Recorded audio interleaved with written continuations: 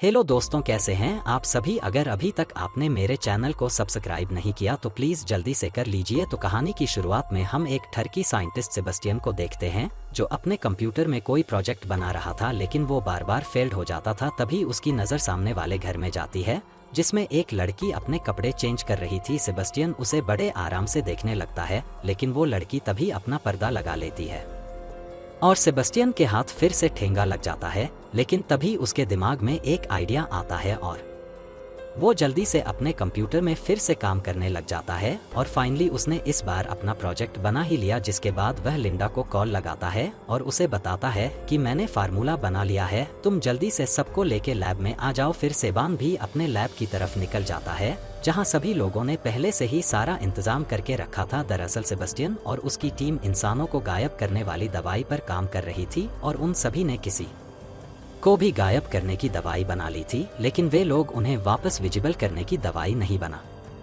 पा रहे थे जो उस रात सेबेस्टियन ने बना दी। इसीलिए वह सभी सेबेस्टियन की बनाई दवाई को इस इनविजिबल मंकी पर टेस्ट करने लगते हैं, लेकिन मंकी को इंजेक्शन लगाते ही उसकी हार्ट बीट बहुत तेज होने लगती है और उसे हार्ट अटैक्स आने लगते हैं। फिर लिंडा जल्दी से उसे शॉक देने लगती है जिससे वापस उसकी हार्ट बीट नॉर्मल होने लगती है और फाइनली वो मंकी पूरी तरह से विजिबल हो जाता है और सेबेस्टियन का एक्सपेरिमेंट सक्सेसफुल रहता है। फिर वह सभी जीत की खुशी में एक जोरदार पार्टी करते हैं जहां हम सेबेस्टियन और लिंडा को देखते हैं। दरअसल वो दोनों पहले कपल्स थे, लेकिन किसी बात की वजह से वो दोनों अलग हो गए। लेकिन सेबेस्टियन अभी भी उसे पसंद करता था, पर शायद लिंडा अब उसे पसंद नहीं करती थी। जिसके बाद अगले दिन वह सभी आईवीसी रिसर्च सेंटर में जाते हैं ताकि उन्हें अपने एक्सपेरिमेंट के बारे में बता सके, लेकिन सेबेस्टियन वहां कुछ भी नहीं बताता है और उनसे कहता है कि अभी इसके ऊपर रिसर्च जारी है, हम जल्द ही फार्मूला ढूंढ लेंगे। फिर बाहर आते ही लिंडा और मैथ्यू तो काफी गुस्से में उससे पूछते हैं कि हमने तो फार्मूला बना लिया है ना, फिर तुमने उन्हें बताया क्यों नहीं। जिस पर सेबेस्टियन उन्हें समझाता है कि अगर मैंने उन्हें इसके बारे में बता दिया तो वह हमसे फार्मूला लेकर हमारी छुट्टी कर देंगे और खुद सारा क्रेडिट खा जाएंगे, इसीलिए मैं इसे खुद अपने ऊपर एक्सपेरिमेंट करके सबको बताऊंगा। जिसके बाद वह तीनों वापस अपने लैब में आ जाते हैं और बाकी डॉक्टर्स से झूठ बोलते हैं कि हमें इसे इंसानों पर यूज करने की परमिशन मिल गई है, लेकिन वो सभी अभी भी इसके खिलाफ थे। पर सेबेस्टियन इसे खुद अपने ऊपर टेस्ट कर रहा था, इसीलिए वह सभी मान जाते हैं। जिसके बाद हम लिंडा को देखते हैं जो मैथ्यू के साथ अपनी रातें रंगीन कर रही थी, क्योंकि अब वो मैथ्यू से प्यार करती थी, इसीलिए उसने सेबेस्टियन को उस दिन मना कर दिया था। लेकिन सेबेस्टियन को अभी इसके बारे में कुछ भी नहीं पता था। खैर, जिसके बाद हम अगले दिन देखते हैं अब सेबेस्टियन अपना फार्मूला अपने ऊपर ही टेस्ट करने जा रहा था। फिर सभी लोग फार्मूले को रेडी कर लेते हैं और सेबेस्टियन खुद ही उस इंजेक्शन को अपने अंदर लगा देता है, जिसके तुरंत बाद ही उसकी पूरी बॉडी में बहुत दर्द होने लगता है और धीरे धीरे उसकी खाल गायब होने लगती है और थोड़ी देर बाद ही सेबेस्टियन पूरी तरह से गायब हो जाता है और फाइनली उसका फार्मूला इंसानों पर भी सक्सेसफुल रहता है। लेकिन ह्यूज अमाउंट ऑफ पेन की वजह से सेबेस्टियन कुछ घंटों के लिए बेहोश हो जाता है। फिर करीब 17 घंटों बाद उसे होश आ जाता है और अब वह पूरी तरह से इनविजिबल हो चुका था। उसकी आवाजें तो सबको सुनाई दे रही थी पर वह किसी को दिखाई नहीं दे रहा था। जिसके बाद रात को वह सभी लैब से चले जाते, लेकिन रोजिया सेबेस्टियन की देखभाल के लिए वहीं पर रुक जाती है। उधर सबके जाते ही सेबियम उठ जाता है और वो रोजिया के पास आकर उसके कपड़े उतारने लगता है। तभी रोजिया उठ जाती है और उसे लगता है कि यह हरकत जरूर सेबेस्टियन ने ही की है, पर जब वो देखती है तो सबाटियर तो आराम से सो रहा था। जिसके बाद अगले दिन वो लिंडा और मैथ को इसके बारे में बताती हैं, पर उन्हें इस पर बिल्कुल भी यकीन नहीं होता। फिर ईएनए वॉशरूम के लिए जाती है, पर उसे भी ऐसा लगता है कि शायद यहाँ उसके अलावा और कोई भी है,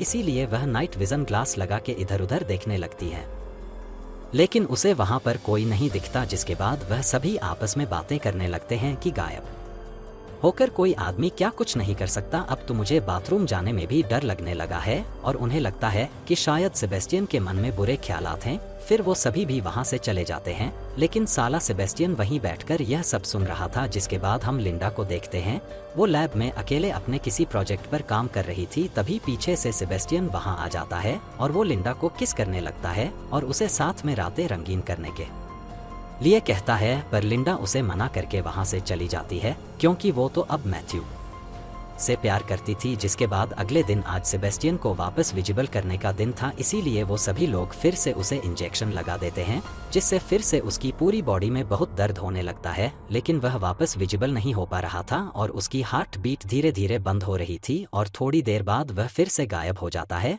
यानी इसका मतलब यह है कि उनका एक्सपेरिमेंट फेल हो गया है और अब सेबियम इनविजिबल ही रहेगा। जिसके बाद वो सभी एक ग्लू पेस्ट बना के उसे सेबियम के ऊपर लगा देते हैं ताकि इसकी वजह से वह सबको दिखाई दे सके। जिसके बाद वो सभी वापस न्यू फार्मूला बनाने में लग जाते हैं, लेकिन हर बार वो फेल हो जाते थे। उधर इस हालत में सेबेस्टियन को पूरे 10 दिन हो चुके थे और अब वह इससे बहुत परेशान हो चुका था, क्योंकि इस हालत में वह ना ही कहीं बाहर जा सकता था और ना ही लैब में कहीं घूम सकता था, क्योंकि उसने यह सब बिना परमिशन के किया था। अब एक दिन उसका दिमाग बहुत ज्यादा खराब हो जाता है, इसीलिए वह सबके वहां से जाने के बाद मार्टिन से कहता है कि मैं थोड़ी देर के लिए बाहर जा रहा हूं। पर मार्टिन उसे बाहर जाने से मना करता है, लेकिन उस लैब का हेड तो सेबेस्टियन ही था, इसीलिए वह उसे नहीं रोक पाता और उसके बाहर जाते ही वह जल्दी से लिंडा और मैथ्यू को कॉल करके इसके बारे में बता देता है। उधर सेबेस्टियन अपने घर पर आ जाता है, जहां उसकी नज़र फिर से उस सामने वाले घर में जाती है,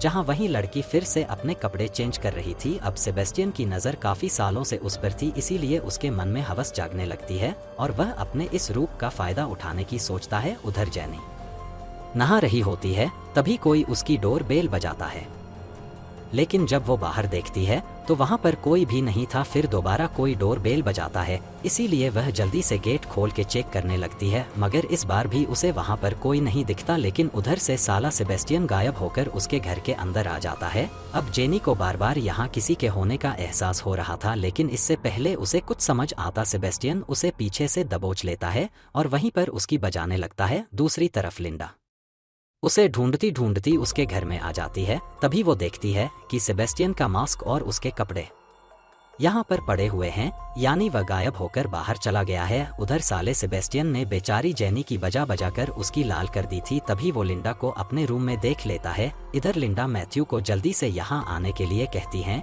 इसीलिए मैथ्यू सभी को बेहोशी वाली गन दे देता है ताकि जिसे भी सेबेस्टियन दिखे वो उसे शूट करके बेहोश कर सके। लेकिन तभी वहाँ पीछे से सेबेस्टियन आ जाता है और उन सब की यह बातें सुन उनसे कहता है कि मैं इस प्रोजेक्ट का लीडर हूँ, इसीलिए मेरा जो मन करेगा मैं वही करूँगा, तुम लोग मुझे बाहर जाने से नहीं रोक सकते। और यह कहकर वह वापस अंदर चला जाता है, जिसके बाद वह सभी भी वहां से चले जाते हैं। देर रात को हम लिंडा को देखते हैं जो आराम से अपने रूम में सो रही थी। तभी कोई उसकी चद्दर हटा के उसके कपड़े खोलने लगता है, लेकिन अचानक उसकी नींद खुल जाती है। दरअसल वह बस सपना देख रही थी। जिसके बाद लैब में मैथ्यू सबको बुलाता है, क्योंकि उसने सेबेस्टियन को वापस विजिबल करने का फार्मूला बना लिया था, लेकिन लास्ट टाइम पर वो अनस्टेबल हो जाता है और उसका फार्मूला बेकार हो जाता है, जिससे सेबेस्टियन काफी गुस्से में वहां से चला जाता है। फिर रात को वो दोबारा बाहर जाना चाहता था, लेकिन उन लोगों ने उसके कमरे में नाइट विजन कैमरा लगा दिया था, इसीलिए सेबेस्टियन जल्दी से लैब में से सीसीटीवी जामर ले आता है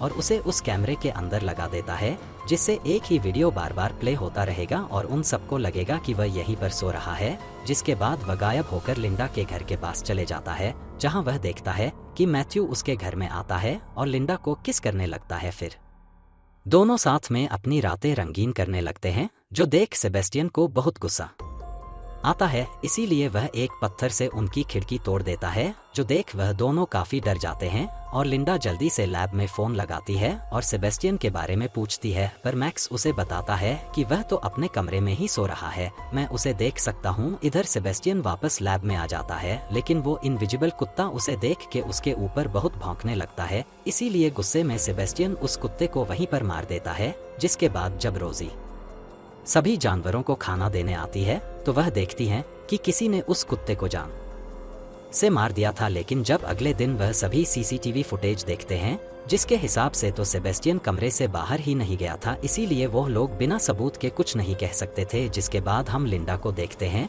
वो अपने कमरे में कुछ काम कर रही थी। तभी उसे ऐसा एहसास होता है कि सेबेस्टियन यहीं पर है, इसीलिए वह जल्दी से लैब में चली जाती है और सेबेस्टियन के रूम में जाकर चेक करने लगती है, लेकिन सेबेस्टियन तो वहां पर नहीं होता है। पर उस सीसीटीवी कैमरे में तो वह सोते हुआ दिख रहा था। तभी लिंडा उस कैमरे को चेक करती है, तब उसे पता चल जाता है कि साला सेबेस्टियन इतने दिनों से उनका मामू बना के आराम से बाहर घूम रहा था, जिसके बाद वह सभी आईवीसी रिसर्च सेंटर में सेबेस्टियन के बारे में बताने चले जाते हैं और चीफ को सब कुछ बता देते हैं। लेकिन उधर से सेबेस्टियन यह सब देख रहा था। फिर लिंडा और मैथ्यू चीफ को यह सब बताकर वहां से चले जाते हैं। इधर चीफ आईवीसी ऑफिसर्स को फोन लगाने लगता है, लेकिन किसी ने उसकी वायर काट दी थी। फिर उन्हें बाहर से कुछ अजीब सी आवाजें आती हैं और वह जैसे ही बाहर जाते हैं, सेबेस्टियन उन्हें पूल में धक्का देता है और उन्हें वहीं पर डूबो के जान से मार देता है। जिसके बाद हम अगले दिन लिंडा और मैथ्यू को देखते हैं। वह चीफ को फोन लगाते हैं, लेकिन तभी उन्हें पता चलता है कि किसी ने चीफ को जान से मार दिया है। जो सुन वो दोनों काफी डर जाते हैं और जल्दी से लैब से बाहर जाने लगते हैं। लेकिन सेबेस्टियन ने पूरे लैब का पासवर्ड चेंज कर दिया था, जो देख वो और भी ज्यादा डर जाते हैं।